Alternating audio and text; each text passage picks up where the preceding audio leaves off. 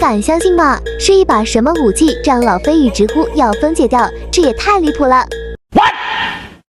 我都没有这把枪，你们看，我都没有 VSS， 我要想玩它，我还得买一个去用。这把枪真不好用，用过好几遍了。上个牌子啊，有粉丝牌的上个粉丝牌啊。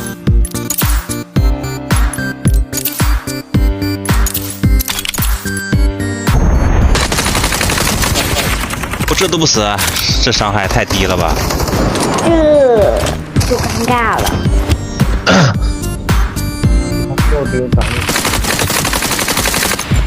48，终于开张了这把枪。